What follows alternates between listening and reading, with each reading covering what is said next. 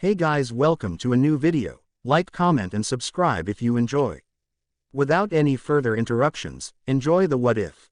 Chapter 38. Self-fulfilling prophecy. Where the hell did those idiots go? Soren growled out as he stomped from grove to grove looking for Johnny and Yosaku. The one time he wished they'd have actually screwed some stuff up and left a trail of destruction so he could at least follow them, and they seemed to gain enough coordination to not randomly run into people, knock things over, and make a huge mess to mark the direction they went in. I knew I should have stayed at the bar. That shaky lady was kind of hot. How old was she again? He was completely scoping some kind of vibe from the woman. From the second he sat at the bar he was commanding Shaki's attention with his greatness. Or maybe that was intentional so he'd buy more drinks from her. His ego was kind of hoping for the former though. Seriously, where the fuck am I? He asked out loud as he looked around and grabbed the first random guy he could, letting him cower at the scowl on his tattooed, scarred face. You. Where the hell am I and how far am I from Grove 13? If he was still close he was going to quit looking for the dumbass brothers and get another drink. Why, you're at Grove 51. The man in his grasp stammered out, this is a whole different district. The shipping area. Shipping area. Grove 51. Soren said in a disappointed voice. Damn, I'm nowhere near that bar. The drinks might have been high-priced as hell, but the atmosphere was nice. Much better than any scumhole he had been in before getting to Sabayati anyway. Wait, what kind of ship stuff does this place specialize in? The ship may have gotten an upgrade at Water 7, but one could never overlook any possible improvements. You don't know. The man still stuck in Soren's headlock said, the fear from the initial meeting of the scary man now gone. You're in a pirate crew, aren't you? Yeah, sure, let's go with that. Soren grinned in a feral manner as he was sure that somewhere on Sabayati Archipelago Naruto had tripped over a root or something along those lines once he had said that, but no, I don't know. So why don't you bless me with some knowledge? The man pointed at the trees and then down. Under the water, deep down on the roots under the ocean, these trees secrete resin that create the bubbles you see all over the place once they come into contact with water. If you coat your ship with the resin, then it'll be able to go underwater and dive down using the ocean currents to steer. And I would do this to my ship. Why? Sinking did not seem like any kind of advantage whatsoever to Soren, who could not swim. I kind of like the ship I'm on and I like living. Drowning doesn't seem like that fun of an option yet. You'll live, and your ship will be fine. It's the only way for pirates like you to get past the red line.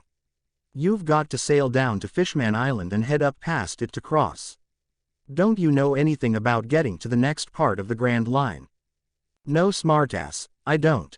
Soren said, tightening his headlock somewhat. I personally never gave a crap about going to the New World.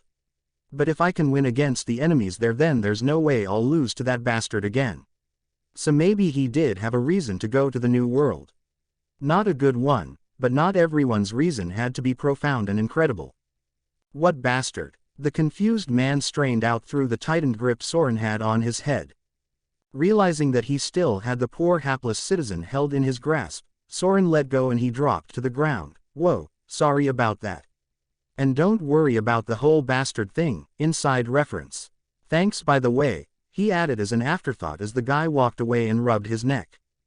Well, Johnny and Yosaku could wait for a bit while he found his way back to the natural disaster and told Polly what he had just learned, and maybe Naruto too if he could find him.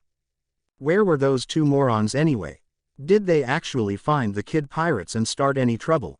XXX. With Johnny and Yosaku. Grove 36 Sabayati Park. Both Johnny, Yosaku and the other denizens of the log ride they were in yelled as they flew down the large water slide the ride was set on. In the course of their search for the kid pirates they came across this wondrous attraction known as Sabayati Park and had been there for several hours already.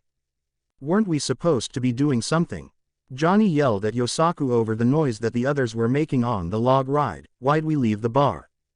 Upon hearing his partner's question, Yosaku took a moment to think about it before shrugging. I don't know.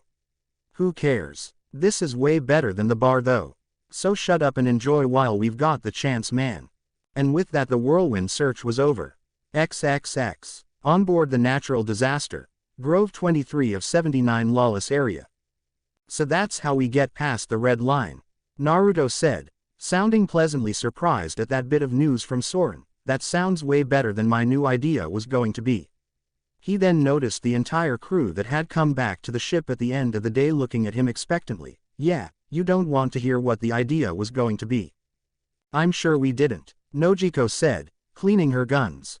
After seeing how messed up this place could be, she wanted to make sure her equipment was in top condition. Especially with the company she had come to keep and knowing their propensity for falling into something. So how long is this whole thing supposed to take? Do you really care? No. It's just nice to be at land for a bit every once in a while. Chuckling to himself at Nojiko's excuse to just do more shopping while they were still there, Soren decided to answer her question. Well, I took it upon myself to find out more about this whole thing. It'll take a week at most for the ship to be coated. A week? Polly barked incredulously, angrily chomping on his cigar. How would it take a week just to coat the whole ship in resin? What kind of lazy workers does this place have? He angrily started pacing around the common room, grumbling about how low the quality of ship workers happen to be away from Water 7. Why don't I just do it my damn self and save us the time? Because you don't know the first thing about the process. You'd be a rank amateur, chirped Corona as she gave Polly a few pats on the shoulder. You'd do it and you'd wind up screwing it up and getting everyone killed. A few giggles erupted from her when she saw Polly start to sulk over the fact that he indeed had no skill as a coating mechanic. Meanwhile, Naruto just shrugged. So we just have to hang out here for a week to wait for the ship to get coated. That's fine with me. His eyes then turned around the room as he saw that everyone was of the same mindset. As a matter of fact, Murat seemed a little too happy to still be there. The only one that seemed a little downcast at staying was Vivi. What's the matter with you, Vivi Heim? Something seems off. When attention seemed to be placed on her, a self-conscious looking Vivi just smiled sheepishly in return. Oh, it's nothing. I just have a really bad feeling about this whole thing. I'd rather we just leave, but we can't go any further without staying here to get the resin for the ship first. She really didn't like any possible chance of meeting world nobles when she didn't have to. The last time she went with her father for a World Council Reverie meeting, they didn't exactly strike her as people she'd like to spend any amount of time around whatsoever, to say the very least. Everything should be fine, Naruto said confidently with a grin. I thought things might get crazy because if this is where everyone stops before moving on, we'd probably run into some people we'd rather not see again, but me and Miss Valentine saw Jewelry Bonnie today. At hearing the name of someone they had met on the Grand Line, Johnny and Yosaku started thinking about what we're supposed to be doing earlier that day until they had gotten sidetracked by the theme park, but they just didn't remember what it was. Yeah, blah, blah, blah, Soren said before smirking. I found out that I have the third highest bounty of anyone in this place. 251 million. Only behind Uzumaki and that kid prick we fought a few months ago. And he would bet that he was stronger than Kid. He just didn't have a propensity for killing random people the way he had seen Kid and his crew do. What a cheap way to get famous. Kid pirates. Those bastards are here, Yosaku asked angrily as he and Johnny began to see that the thought of the anarchist pirate crew. Everyone stared at the two swordsmen incredulously while Soren palmed his face hard. Yes, they're here. We found that out hours ago at the bar. What the hell were you two doing all day to make you forget? I thought you two were supposed to be looking for them to kick their asses. He shook his head when he saw the expressions on their face turn goofy as they started laughing about a log ride or something like that. Whatever it was, I'm sure it was something adult and manly. Miss Valentine said sarcastically before laughing aloud. Log ride? Are you serious? Murat said rather distastefully as she spared Yosaku a glance and shook her head. How uncool can you get? You two are how old? 21. What kind of a swordsman or a pirate goes to an amusement park? One that wants to be amused, obviously. Johnny replied before elbowing Yosaku in the side and whispering at him. Are you just going to let her talk to us like that? Show some backbone, man. You're a friggin' adult. You can do anything you want to. Yosaku hurriedly shushed Johnny soundlessly before dragging him out of the room and down the hall, whispering back at him. I'm not trying to piss her off. Don't you see that she's my dream woman? She's cute, she's smart, and she doesn't mind patching me up when I get all cut up. She's perfect. She's never going to want to get with you if you back down like a scared puppy around her. Johnny said, poking him in the side of his headgear repeatedly. Murat doesn't respect you and she won't if you keep doing stuff like this. A sigh left Yosaku. You mean I should stop all of the immature stuff we do? No, fuck that, Johnny replied, shoving Yosaku in an offended manner. You don't mean that. I'm talking about you being a bitch when it comes to anything involving her. You fall over yourself to kiss Murat's ass, and I don't blame her for not being into you. It annoys the hell out of everyone else too. I can't imagine how she feels about it. Confusion and then a mortified look crossed Yosaku's face. But if I argue with her and treat her the way I treat everyone else, how will she know I like her? You've been on her for 3 months. Johnny deadpanned. I think she knows already. But if you want to keep pushing her away and losing your manhood every single time she shoots you down, go on ahead and do it. I can't make you do anything. With that, Johnny headed off to his room and left his oldest friend and partner with his own thoughts on the matter. He took one last glance towards the common room and Murat as he heard her telling everyone else about some cool pirate captain she had met named Trafalgar Law, and walked off towards the dojo in the hold to train a bit. XXX. Several days later, Grove 54 shipyard area. Hey, Naruto said in greeting, appearing in a whirlwind of leaves as he walked towards Polly, who was leaning against the side of a bridge leading to a different grove. Whoever thought to use these bubbles as hotel rooms needs to be slapped in the face. The privacy sucks. He then gestured his head towards the grove that their ship was being coated at. How's it going? With a cigar burning down in his mouth, Polly took a few puffs and exhaled smoke. It took long enough because they had other coating requests, but the ship should be good to go by the end of the day. He grinned at the fidgeting blonde captain. I'm going to take a guess and say you're either bored or you've got blue balls, since you were bitching about the lack of privacy. He chuckled when he saw Naruto's entire form stiffen. It's the last one, isn't it? An irritable growl came from Naruto's throat as he looked around with paranoia. It's this place, it's just saturated with negative emotions. It's centered somewhere in the lawless place, but I just can't find it. It's an aura that's hanging in the air. I can't pinpoint it. And there are so many people here with strong life forces that it's drawing my full focus away when I'm in sage mode.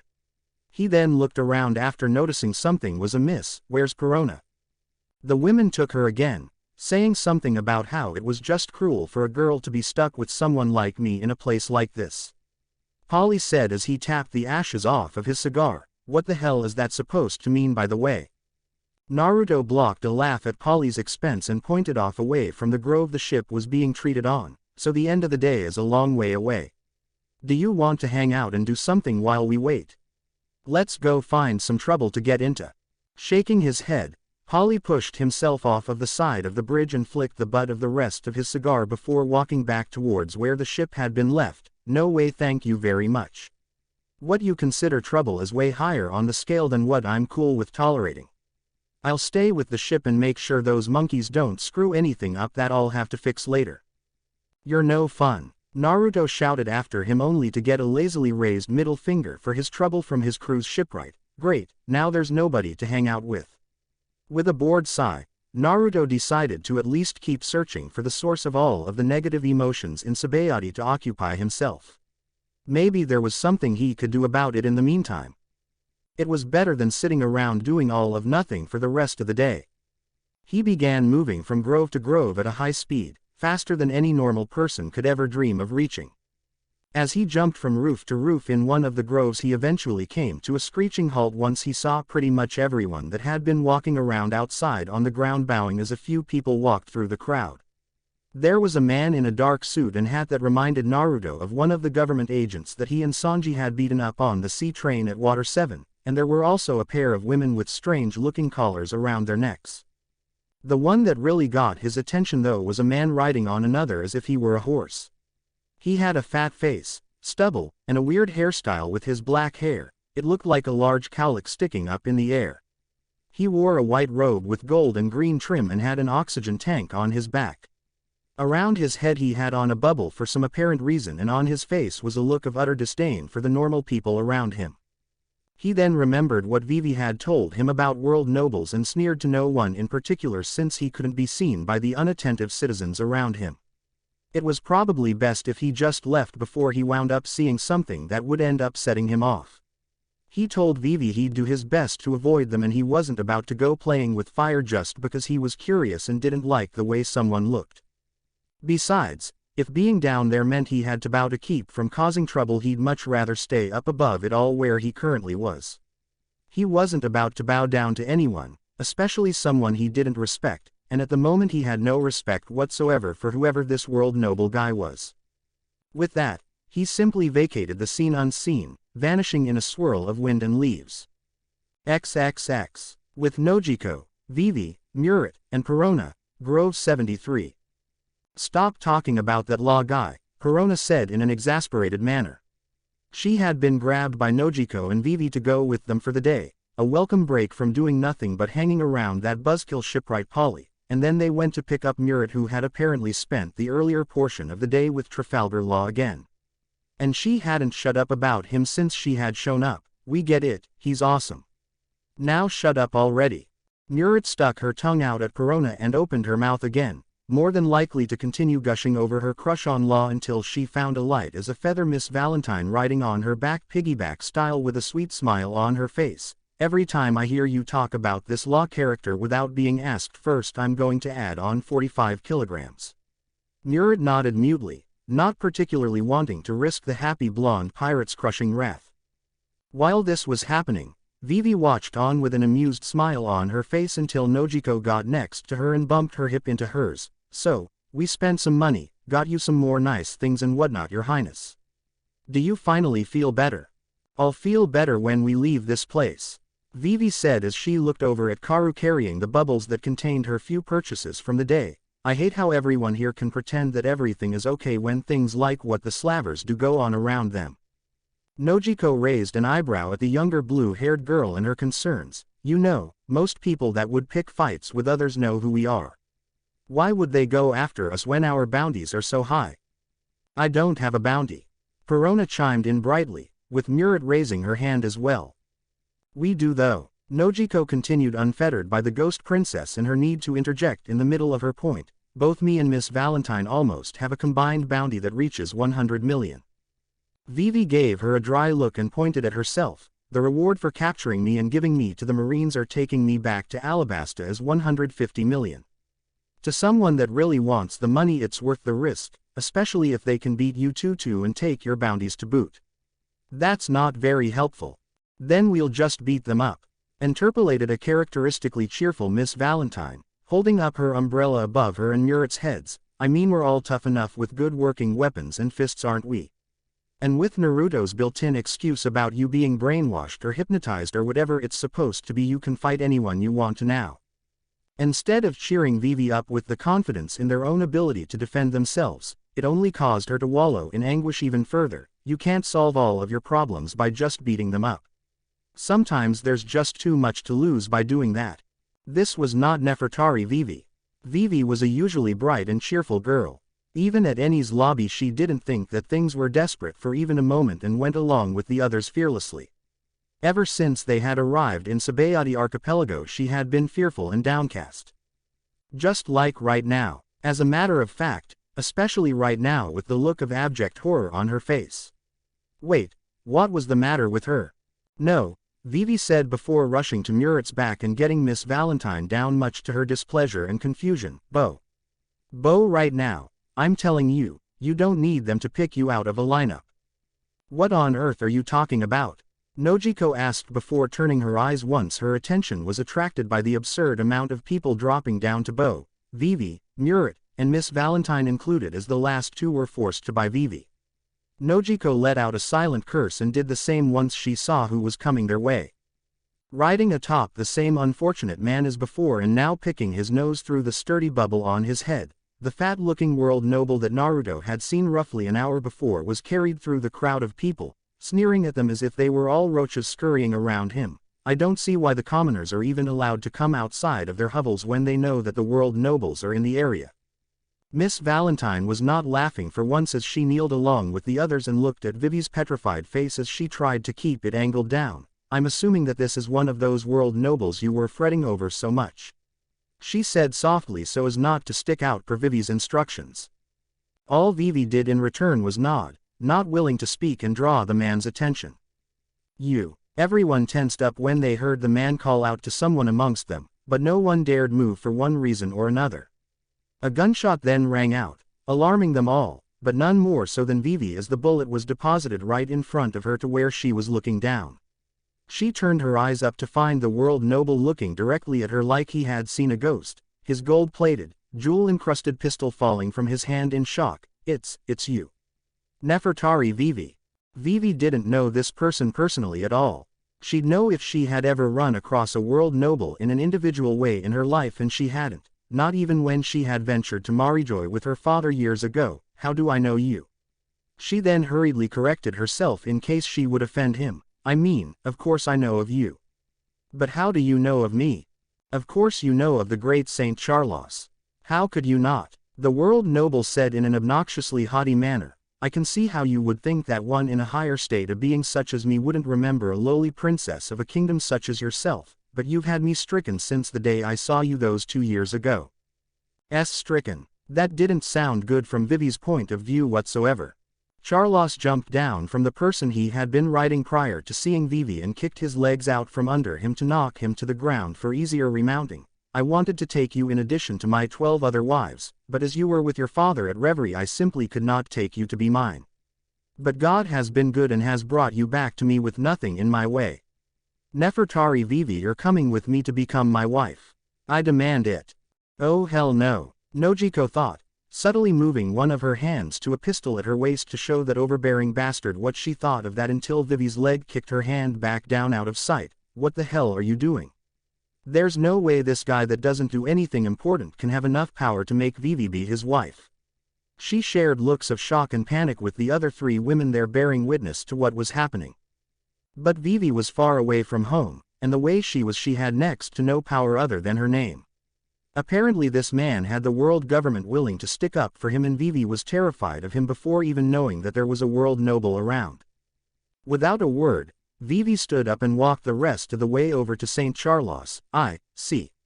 She spared a glance back at Miss Valentine, Nojiko, Murat, and Perona and just shook her head with a stone-cold look on her face. Oh, I finally have my rare, exotic Alabastan beauty, Charlos exclaimed with a sense of glee. Whether he was ignoring the despair radiating off of Vivi or simply did not care one way or another he didn't show as he climbed back onto the poor man that had been carrying him. PSHT, I need a stronger slave. How else would I transport my lovely and most treasured bride-to-be?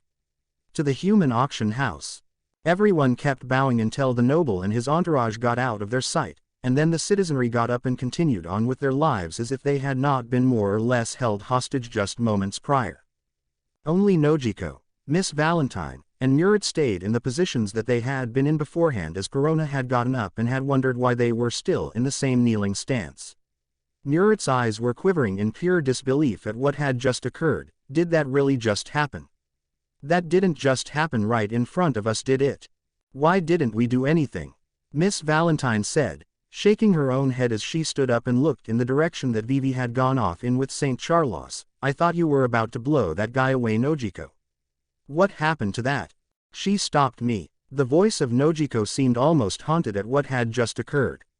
Vivi had been taken without a fight. Not from her and not from them either. For the love of God, are these people that scary that she'd rather go with them than fight back? You're damn right they are. The girls turned towards a pirate with a familiar face as far as Nojiko and Miss Valentine were concerned, especially with the X scar on his chin. Drake. Miss Valentine said in recognition of the sharply dressed former Marine. Drake nodded at being identified. It has been quite some time since we've met Foxhound pirates. Is that barbarian Soren still alive, or has Uzumaki gotten sick of his baggage yet? Nojiko stepped towards him with a stern look on her face. Vivi seemed totally terrified of these people, but I saw that guy shoot when he was getting her attention. He couldn't hit a sea king in the head at 10 feet with that gaudy pistol of his. She said, stomping on said gaudy pistol that Charlos hadn't even seen fit to pick up again. I could have put him and his stupid black-suited escorts down in a matter of seconds. 6 shots are enough to kill anything that moves.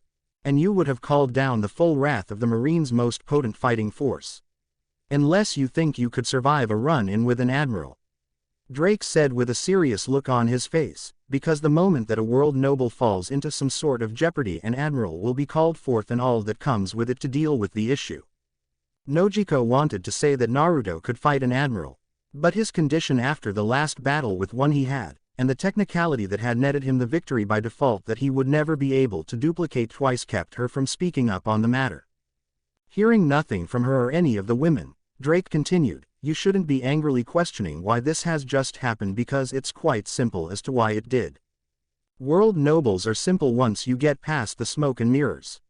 Saint Charlos wanted something and he got it.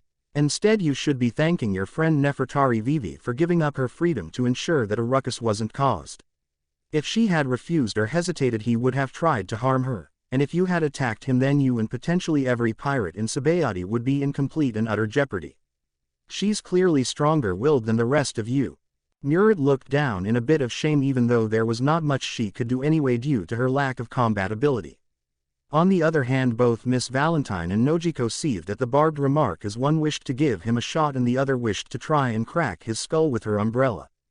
It was Drake's parting words that really gave them pause though. "It's too bad that strong will of hers will be broken soon once she's taken from this place. XXX. With Soren, Johnny, and Yosaku, Grove 6 Glassjaw Club." In a dark and dingy building with an open floor surrounded by spectators drinking and cheering raucously, Soren stood, sans shirt or shoes with his arms crossed. He smirked as he was staring down 5 different men in similar states of dress. "Am I really going to have to come after you all or have you been paying attention to the last 7 fights to know that you don't want me to do that?" There was little more that needed to be said as at that moment all 5 of them jumped at Soren and began pounding away on any part of his body that they could reach as he stood there, still as a statue with a displeased look on his face. "I might as well be getting rocks thrown at me as weak as these punches are, Tekai Iron Mass or not," Soren quipped, almost yawning for all of the effect the attackers were having on him. Eventually he got sick of taking punches and vanished in a rush of Soru before knocking 2 of the men out from behind with a pair of clotheslines that knocked them upside down onto their heads. He kicked another man in the stomach sending him flying into another and then delivered an uppercut to the last one that knocked him up through the ceiling. "Ha! And that's that. Now pay me fools." Woo! Johnny and Yosaku cheered, waving mugs around and spilling beer everywhere. "Pay us fools." They chimed in stereo as Soren came walking out of the fight pit flipping a large stack of bills. He grinned and handed a few of the proceeds of his winnings to both swordsmen to share the wealth. "Yeah, Soren." "Yeah, me," Soren said in a very pleased manner as he put his shirt and boots back on. "I thought I could train my Rokushiki in here but there isn't anyone that can throw a half-decent punch to put me to the test." Johnny gestured to the door as Yosaku finished his mug of beer in one swig. "Well, let's go then. This place waters their beer down anyway. The bartender's a total cheat." "Cheat," the entire club said as one before looking around and glaring at each suspiciously. Yosaku finished drinking and dropped his mug before noticing the standoff and grinning. He motioned Soren and Johnny out of the club before picking up a chair and throwing it through the air. All eyes were on the chair until it hit the ground, not injuring a soul, and then a massive brawl involving most of the club's patrons started. Soren, Yosaku, and Johnny stared at the wild, yet tame by their standards of what incorporated a real fight, melee from the entrance of the bar before shrugging to themselves and leaving. Johnny elbowed Yosaku as they walked onward to the next grove to find something else to get into. "How did you know that would work and start a fight?" A scoff came from Yosaku as he grinned mischievously. "It's a port full of pirates and whatnot. I could have thrown a peanut into there and it probably still would have started that fight. So where to now?" "Hell if I know," Soren said, tying his bandana back onto his bald head to finish getting redressed, "but this is getting pretty tame. I want to find the worst, most lowdown. I can't believe places like this exist in the modern world spot to go to." "Why, I don't know. Life experience," Soren said awkwardly. "Besides, I've got all of this money and nothing to spend it on except booze, and I got enough of that for free with every fight I won in that club." "You've got a ton of money to spend. I know just the place a rough-looking guy like you would like to drop that cash," a Weasley-looking guy said, having eavesdropped on the conversation. "You look like the kind of." He let out a yelp of alarm as he found Johnny's sword suddenly placed against his neck. "Don't kill me please." Who do you think, Soren? Johnny said, offended at the way that the man implied that he would feel right at home in some lowdown place. He would have continued had Soren not walked closer and put his hand on the flat of the sword to lower it. Soren. Let him talk, Johnny, the second in command of the natural disaster said, putting on his best sadist face for the sake of selling his cover. I want to hear what he has to say. Tell me a place I might like to go. The man thanked his lucky stars that this psychopath with the facial tattoo and murderous aura spared his life for the time being. You want to take that wad of, what is it, $1 million? But yeah, anyway, you're going to want to take that over to the human auction house if you know what I'm saying. I heard there was a good crop of slaves this time. My crew went out and did some good work. Some good-looking girls. You could buy yourself a nice one. As the man continued to speak, both Yosaku and Johnny felt like cutting him clean in half and their faces showed it, but Soren's visage remained strangely stoic until the man finished speaking. Maybe I'll stop by. Thanks for the tip, he said before motioning for the man to buzz off and leave, which he then proceeded to do without a second thought. Soren let him get quite a distance away until aiming a loogie high into the air and letting it fly in a high arcing pattern until it fell down and hit the man right on the top of the head, eliciting screams of anguish as he fell to the ground and started rolling around until he came to a stop with people crowding around him to see what had happened.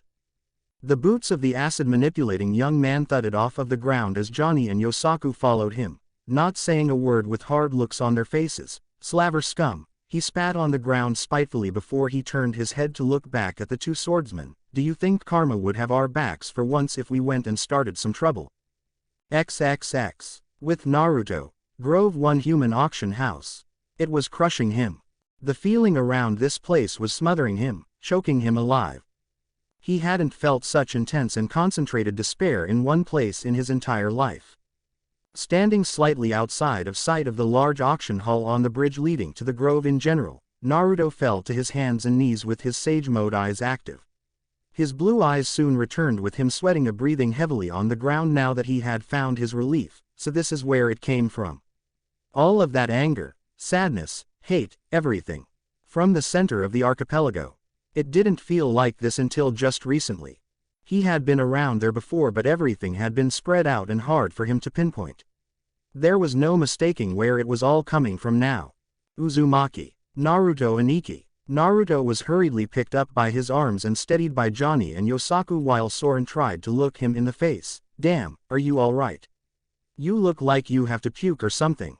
I might, Naruto said before letting out a sick-sounding burp and holding his stomach. This place made me sick when I was in sage mode. I could feel everyone inside. There were so many negative emotions and despicable people. I haven't felt anything like this even on a battlefield. It's a slave auction house, Naruto and Ikki. Yosaku informed Naruto, patting his back to help even him out. We found out about this place like an hour ago and came right here. Soren got it out of some guy that we think was a slaver. Right, Soren, he said, getting no affirmation from the man. Soren. The thing that kept Soren's attention from responding to Yosaku was that he could see several smiley face symbols with cancel marks through them. Don Quixote Doflamingo's symbol that had been seen with the Shichibukai's former loose affiliates, the Bellamy Pirates, when they were on Jaya. Johnny's eyes spotted something emerging from the auction house and he narrowed his orbs at it from behind his sunglasses. Look. He directed everyone's attention to the sight of a rich-looking man and woman laughing smugly with a burly attendant dragging a man in chains away from the building across the bridge that they were on. The tall and strong-looking enslaved man had shoulder-length feathery blonde hair, blonde stubble on his chin, and bandages wrapped around his forehead, as well as an open dirty black jacket and a white ruffled shirt underneath to go with torn black dress pants and no shoes. Naruto growled and bared his sharpened canines angrily at watching the man get dragged harshly by the strange collar around his neck. Between the negative emotions that had been drenching the environment all week and the sight of a slave being dragged away right in front of him, Naruto had seen enough. As the couple walked away, happily chatting about what they were going to do or buy next, they found their progress halted by a blond man standing between them with his arms around their shoulders in a friendly manner, though the smile on his face had a belying treacherous nature to it. Did you guys just purchase that guy back there? Naruto said, gesturing his head back to the obvious slave. The man smiled proudly and adjusted his suit before answering, yes we did. I'm afraid if you were looking for such a fine specimen yourself, this man isn't for sale. Byron just had too many advantages to me to pass up. He'll be worth the 600,000 I paid for him. If you're looking for your own to buy, I suggest you head inside before the auctions all end.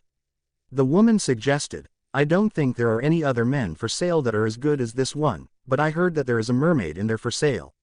Expensive but exotic. Well worth the price. The man agreed with a nod, but I just need this man here to work on my ship. He's going to be very use. Why don't you just let him go? Both the man and the woman looked at Naruto with stunned expressions, but he still had that pleasant smile with his eyes closed. The man stammered before finally getting his words back, let him go. Are you out of your mind? I paid good money for this slave. No, I'm pretty sane mostly. Naruto said, tightening his hold on the two so that they couldn't move, though that probably had to do with the killing intent that he began to radiate lowly. Apparently it's the rest of this world that's crazy. The large attendant that had been dragging Byron jumped at Naruto to attack him. He never got close before he found himself cut down in one move by Johnny, with the only move he made visible to normal people being the end of the Kusanagi no Tsurugi Reshi thing with a click. Yosaku then sprinted forward and batted the man away with the width of Kubikiraboucho, sending him flying. Naruto's killing intent grew and grew until both the man and the woman simply collapsed from the pressure he was exerting, both foaming at the mouth. Upon seeing that, he sighed before glaring at the distant human auction house. I want to thank you for your effort, Byron said with his eyes to the ground, staring angrily at the people that figured that buying and selling him was okay, but I'm afraid there's nothing you can do further for me. He pointed to the collar on his neck. Once it is learned that I've escaped, they'll just trigger the bomb collar on my neck, and any attempt to break the chain will result in it exploding as well. Only the handlers in the auction house have the key to free me. Fuck a key. Who needs a key? I am a key, Soren said, punching into the palm of his other hand. I'll melt that piece of crap off of you, explosive and all. He walked up to the nervous Byron and grabbed his collar tightly right around where the explosive was rooted as a sizzling noise and steam rose from the device. Much to the surprise of the man, Soren then yanked the collar off and threw it away. There. Now you can run as far away as you want to now. Tears sprang to Byron's eyes before he suddenly dropped to the ground in front of the four men and bowed to them all. I don't know how to possibly thank you. A frown crossed Naruto's face as he pulled the taller, more muscular man up from off of the ground. Just don't get caught again if you really want to thank us. He then moved past Byron to cross the rest of the bridge to get to Grove 1 and the human auction house. Now I think we should go bust this whole thing up. Are you guys with me? We're definitely going to get into some serious trouble for this. Soren chuckled and cracked his knuckles as steam from his own acid rose from his body in anticipation. Doflamingo owns that place. What do you think I'm going to do? I'm all in Uzumaki. You can count on that. It's going down. What? Do you think we're just going to run back to the ship where Polly is and hide until this is all over? Yosaku said, swinging Kubikiraboucho around wildly before stabbing it into the bridge. No way. Johnny nodded and placed his hand under his chin in a serious pose. For better or worse, we're your loyal Dobermans Naruto and Ikki. And this is as good a reason to cause trouble as anything else we've ever done. Both he and Yosaku threw an arm over each other's shoulder and pointed their swords at the auction house. Let's do this thing. Byron clenched his fists and ran in front of the crew as they walked towards the grove, cutting them off from advancing any further. I want to go with you. Please let me go. I can fight. I want to fight. No one said anything at first until Naruto spoke. Well, that's the thing about not being a slave, he said with a grin springing to his face as he gave Byron a thumbs up. You can do anything you want to as long as you're free. So follow along if you want to. You don't have to ask us anything. If you want to fight, then that's your choice. We'll try and save you some. His grin then turned feral as he walked past Byron and continued on his way. Seeing Naruto walk and stretch out his shoulders to get ready for a fight, a grin just couldn't happen but spring to Byron's face. The first grin he had managed since he had first been captured. Save me some. You should hope that I save you some. XXX. Inside the human auction house. From a spot in the balcony of the auction house next to Perona, Murit, and Miss Valentine, Nojiko was looking through her hands like a sniper scope, gnashing her teeth angrily. One shot. He'd never feel a thing. Nobody would know it was me at all, and then Vivi could just run away from that bastard. She could see Saint Charlos sitting next to a woman and an older man wearing the same outfit he was wearing. Then why aren't you taking the shot, girl? Nojiko turned her head and felt her need to shoot something increase when she saw Eustace Kid and his crew sitting nearby with the same smug air about them they had through her scope on the island in the village they destroyed. Kid's feet were even up on the railing of the balcony. "Oh, it's you," Nojiko said in a less than excited voice. "What are you doing here? Looking to buy someone to clean your mess of a ship for you?" Kid sneered at her before letting out a scoff and turning his attention back on the auctions below. "The only reason I even know about you is because you're on Uzumaki's crew. I'd kill you just to tell him hello, but this ain't the time or the place." He didn't even bother looking at her but pointed instead. "You're not going to fire a single shot in here as long as those world nobles are down there, and you know it. If you do, you'll be screwing over every pirate in the building and every pirate in Sabayati." "Well, just what are we supposed to do then? Let them take her away to Marijoy?" Miss Valentine said, not laughing or smiling for once because the situation most definitely didn't warrant it. "I don't care who they are. People just can't do this to others and get nothing done to them in return. Yeah, the world is messed up, isn't it?" Kid's face twisted into a grimace as he looked down at the auction floor to see a man on display bite his own tongue off to keep from being sold. "Sure, there are guys like me walking around, but at least I don't try to justify what I do. I'm a bastard and a scoundrel and I do what I want. And I know I'm going to hell, but when you compare people like us to them, we're saints. At least we're kind of charming about our villainy and know who we are. They justify their actions based off of what their ancestors did centuries ago." At that point for the next auction a curtain was pulled back to reveal in a closed-up bowl filled with water a chained-up mermaid with neck-length green hair and purple eyes wearing a yellow and pink t-shirt. A mermaid. An astonished Murat rubbed her eyes almost in disbelief. "I've never seen a fishman or a mermaid before. Are they really about to sell her to someone?" 500 million belly. I'll bid 500 million. The jaws of all four women in the balcony dropped at hearing such an assertive declaration of spending so much money. 500 million. Just like that, Perona said in disbelief at the bid. "I've never seen that much money in my entire life.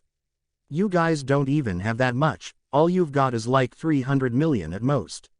No one even bothered asking her how she knew that, as she was still technically their prisoner. As chattering throughout the building went up on how no one could match that price, Murat looked down at who made the bid and frowned. "Oh man, just look at who bought the poor mermaid."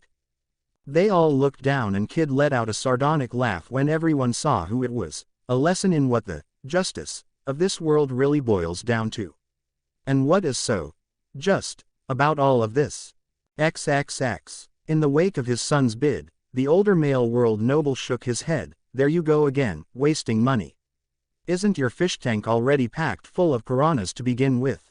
Charlos simply had a satisfied smile on his face at being moments away from getting what he was after. "Money isn't an object when it comes to making my new wife feel welcome," he said as he looked at a completely reserved and emotionless Vivi sitting between them. "The chase that will bring should be very entertaining. She should enjoy the sight. Isn't that right?" Vivi only stiffly nodded, never tearing her eyes away from what was directly in front of her, even though the mermaid's fate would be far worse than her own. "You are going to brand this girl, are you not, brother?" the female world noble on the other side of Charlos said, looking at Vivi with some disdain though she didn't return the look and make eye contact. "She is yours now." "Absolutely not," Charlos exclaimed in return. "She is not less than human. If anything, she's above them. Far above them. And that is why having her is such a desirable thing. She is my wife, not a slave." Same difference, Vivi thought cynically. She had survived Crocodile, a civil war breaking out in her own country, dealing with the Marines on their own doorstep, escaping captivity and blackmail, and now she wound up being done in by an admirer more dangerous and politically powerful than she had ever dealt with before and ever dreamt of having to handle. XXX. Elsewhere in the auction house, Sanji, Chopper, Nami, and even former enemy Hatchin were almost to the point of panic as they watched their fried, the mermaid for sale, be auctioned away without the ability to do anything. "Isn't there anything we can do?" Chopper in his large human form asked the others. "There's got to be something, right? Come on, Sanji. We can't just let Kimi get dragged off by that guy." All Sanji could do was shake his head. He didn't even feel like taking a puff of the cigarette in his mouth. This is really bad. We never accounted for this possibility. We were relying on trying to solve this with money and get out of here. But things just got a whole lot worse. He looked over at the smug man that had put out a bid that no one would be able to match and went wide-eyed at who he saw. Concealed as she was by the other people around her, I'd know that exotic beauty anywhere, even from behind. That can't be Vivi, can it? What was Vivi doing there? Why was she with those people by herself? And why the hell was the ground shaking? XXX. Meanwhile, backstage in the human auction house. A human-shaped hole in the wall stood right in front of dozens of bodies that were beaten to a pulp, all cut up, and in some cases melted in some rather vital areas, like I said. Soren said, cracking his neck to the side as Johnny cut down the very last man that tried to stop them from infiltrating. Who needs a key? I am a key. Am I right or am I right? He said, looking over at Byron with a feral grin. You fight good. How the hell did anyone ever catch you? Always watch your drinks in a strange place, Byron said, crossing his arms and not willing to say any more than that. The other three men nodded in full understanding of what he was implying. I can't believe we got in at all without any ruckus, Yosaku said in a rather ecstatic-sounding voice. Naruto and Iki's doing a really good job outside keeping their attention. You idiots messed my whole plan all up. Upon hearing the grizzled voice coming from the direction of the cages, all four men looked inside to see an old man with long gray hair, a gray beard, a pair of glasses on his face, and a vertical scar going down his right eye. He wore a gray hooded sweatshirt, a plain green t-shirt underneath, and a brown pair of shorts with sandals. Well, there's a new plan now, old man, because we're getting you out, Johnny exclaimed, expecting the old man to show some gratitude as Yosaku hacked right through the bars of the cage. This is the part where you cheer and thank us, and all of that other hero crap. The old man didn't respond. He merely grabbed the chain at the end of his collar and with one sharp tug broke the links, triggering the explosion around his neck, much to the horror of the Foxhound pirates and their tagalong. But then, much to their surprise, the smoke cleared to find that there was nothing wrong with the man whatsoever. I'd have to use Tekai to negate that kind of thing, Soren thought to himself, finding this old man to be more dangerous than they had first let on. Even then I'd still get burned from the blast and my ears would be ringing to boot. Just who is this old guy? The old man tossed aside the remains of the collar with a smirk on his face as he stood up. Outside the human auction house, Naruto stood completely surrounded by the entire force of Marines that had been surrounding the building as a security precaution for the proceedings inside. Yeah, it's me, Uzumaki Naruto, 395 million belly bounty, just wandering around here to walk inside and kill every noble inside in a rain of blood and blah, blah, blah, as I am wont to do from my reputation as a ruthless killer and kicker of small puppies and whatnot. Spoke Naruto long-windedly in a bored-sounding voice as he was held at gun and saber point by every Marine wanting to keep him from going a step further. We have you surrounded, you can't escape. Surrender. Can I do my introduction first? Asked Naruto with a tilt of his head, only to have every Marine cock their firearms in preparation to shoot at him. Is that a no? No. Too bad. After uttering those words, the Naruto that was surrounded disappeared in a puff of smoke before an even large puff of smoke appeared in the air above them. Kuchiyos, Yutai Kuzushi no Jutsu, summoning, food cart destroyer jutsu. And a large summon toad the size of the auction house dropped right on top of them, with Naruto standing on top of its head as the Marines that managed to escape the attack scuttled about. Because when it comes to asking for permission, for me it's more like asking for forgiveness, because the immortal Toad Sage needs agreement from no one to do what he wishes. Let the chaos commence, because Uzumaki Naruto is in the house, outside the house. Whatever, you get the point. This really is the pirate Uzumaki Naruto after all. Keep him and the creature away from the building. I am not a damn pirate. I'm a ninja, shouted Naruto as the large toad he had summoned began hopping around the area with Naruto on its back, causing panic and tremors around the entire area. Naruto just sat down on the toad's back, marveling at his version of a distraction. He would just have his large amphibian friend level the whole place once the slaves inside were freed and it cleared out. Problem solved. And then flying through the air, Naruto saw what he could only define as a giant flying fish crash into the human auction house and land inside. Normally one would find something quite wrong with this, since the random attacking of a regional fixture building was only reserved for people like him that were just enough of anarchists to deal with things they didn't like. But being someone that had long since been used to weird things, and with Naruto being the eternal optimist, he wanted to go inside and see just what was going on in there with the internal disruption. Because really, what was the worst that could happen because of something like that? Omake. Long time no see. Grove 54 shipyard area. There's a call for you. The shout from the ship that was currently being coated in the resin needed for the Foxhound pirates to continue on their trip got Polly's attention from his making sure that the coating mechanics took care with the natural disaster. What do you mean there's a call for me? Who is it? We didn't pick it up to see. It just started ringing in your main room inside. Do you want us to answer it? With a grumble, Polly got up from where he was sitting and used his ropes to quickly climb aboard without touching the sides of the freshly coated ship, stomping his way across the grass-covered deck to head inside to the common room. He picked up the receiver of the Den Den Mushi and held it to his mouth to speak. Yeah. Who's calling? Is that Polly? It's been a while, hasn't it? Polly frowned at the familiar voice he heard over the line and let a plume of smoke escape through his nose before he chose to speak again. I thought I fired you guys. That doesn't really matter anymore, does it? We let bygones be bygones, and so did your captain. I suppose that's the best I'm going to get in regards to an apology after betraying Iceberg and all of your fellow shipwrights after 5 years of camaraderie. Remarked Polly, lazily sitting down on a couch in the room to continue talking. So what are you calling for? Or can I just hang up on you and feel good about myself? Where is Uzumaki? We want to talk to him about something. He made us an offer earlier that we took him up on, and we wish to have his help. He's not around right now, Polly said, throwing his feet up on the coffee table in the room to relax. We're in Sabayati Archipelago, so if you want me to find him it'll take an hour at least.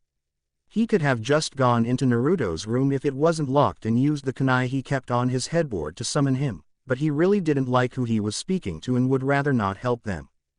Fine. When he appears, tell him that we're actually near that location and we need to meet. Or you can just go to Grove 54 and wait near our ship for him to come back. I'm going to punch the lot of you right in your faces when I see you all again, just so you know.